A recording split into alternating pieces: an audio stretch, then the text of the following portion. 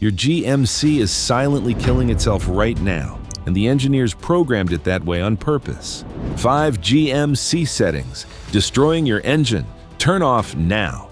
Setting number 1 causes catastrophic lifter failure that costs $3,000 to $5,000 to repair. Setting number 2 adds thousands of extra engine restarts you don't even notice. Setting number 3 forces your transmission to learn bad habits that accelerate wear. Setting number 4 keeps your engine working twice as hard without you realizing it. And setting number 5?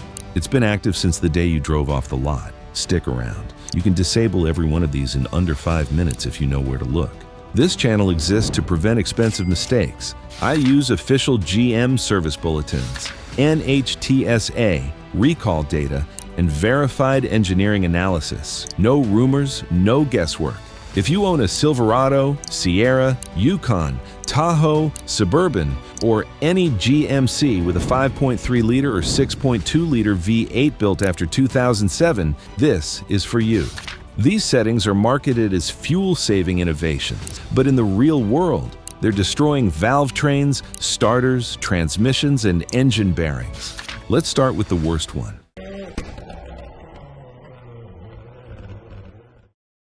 Cylinder deactivation. If you're driving a Silverado, Sierra, Tahoe, Suburban, or Yukon with a 5.3-liter or 6.2-liter V8 built after 2007, your truck has a feature called Active Fuel Management, or AFM. Newer models, 2019 and later, have Dynamic Fuel Management, or DFM. Both systems do the same thing. They shut down half your cylinders under light load to save fuel. Sounds brilliant, right? Except the special lifters, push rods, and valve springs that make this possible are now one of the weakest points in the entire GM V8 lineup. These components are commanded to lock and unlock repeatedly, activating, deactivating, cycling on and off instead of just doing their simple job of opening and closing valves consistently. The constant stress causes lifters to collapse. When an AFM lifter fails, you get misfires, rough idle, check engine light, and in severe cases, camshaft damage. Here's the twist. When an AFM lifter fails, you're not replacing one cheap part. You're pulling cylinder heads, replacing multiple valve train components, staring down a repair bill that often hits $3,000 to $5,000. Many experienced GMC owners now disable AFM and DFM the moment they buy the truck, not because they're paranoid, but because they've seen what happens when you don't. You might save 1 or 2 miles per gallon with the system active, but is that worth gambling your engine's lifespan? Let's do the math. 2 miles per gallon on a 20-gallon tank equals 40 extra miles per tank. At $3.50 per gallon, that's $7 saved per fill-up. A $5,000 AFM lifter repair would take 714 fill-ups to break even. That's over 14,000 gallons of fuel, over 280,000 miles. You will never recover the cost of the repair through fuel savings. You have 2 options. First, plug in disabler modules that connect to your OBD2 port. These tell the engine to stay in full cylinder mode without permanently altering anything. You can remove them easily for dealer visits. Second, a full AFM delete kit with custom tuning. This replaces the problematic lifters with conventional parts and reprograms the computer so your engine always runs as a standard V8. Now, cylinder deactivation isn't the only system quietly racking up extra wear cycles on your GMC. There's another feature that restarts your engine dozens of times every single day. Auto Start-Stop System. If you've driven a late-model GMC, you've experienced this. You roll up to a red light, the engine shuts off. The moment you lift your foot off the brake, boom, it fires back up. That's automatic stop-start. And it's enabled by default on most modern GMC trucks and SUVs. But what does it actually do to your engine when it's starting and stopping 20, 30, maybe 50 times a day? Every single restart is a moment of boundary lubrication, that brief instant where metal touches metal before the oil film fully builds. And that's when the majority of engine wear happens. Yes, GM designs these systems with upgraded starters and stronger batteries to handle the load. But that doesn't change the reality. Frequent restarts increase wear on starter motors, flywheels, and motor mounts simply because they're being used far more often than in a traditional engine. You're also putting your crankshaft bearings through more dry start moments, even with modern oiling strategies trying to minimize it. And if you live in a cold or humid climate, your exhaust system sees more condensation and potential corrosion with all those constant cool down and restart cycles, especially during short trips. Now, let's be clear. Stop-start isn't going to blow your engine tomorrow, but if your priority is absolute maximum mechanical simplicity and lifespan, this feature is working against you. Most GMCs give you a button to disable it, but here's the twist.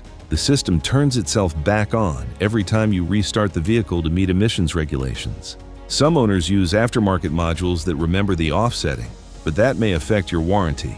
The safest approach? Manually disable stop-start at the beginning of each drive, especially in heavy traffic or when towing.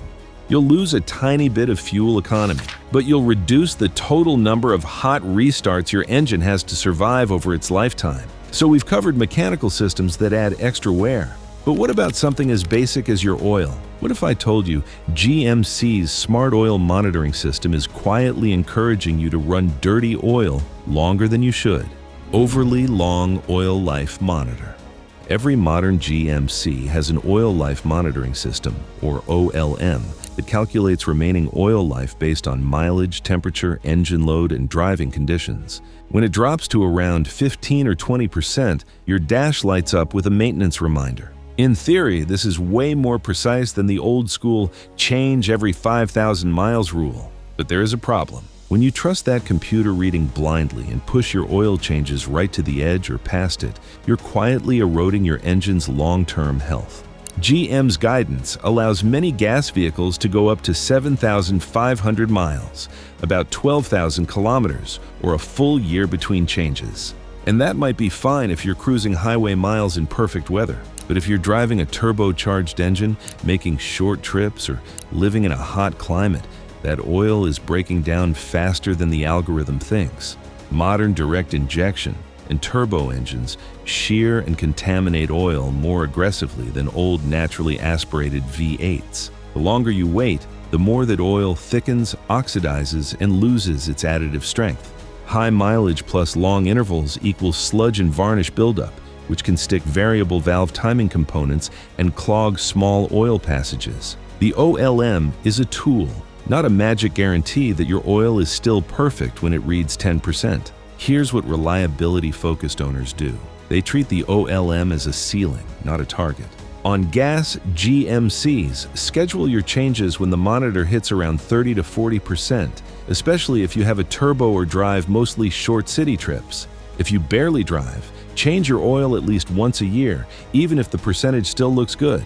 Moisture and fuel dilution build up over time. And if you tow or haul heavy loads, consider even shorter intervals, like 5,000 to 6,000 miles, regardless of what the computer says. The hidden setting here isn't a button, it's a mindset. Treating that oil life display as strict permission to stretch intervals will quietly steal years from your engine's useful life.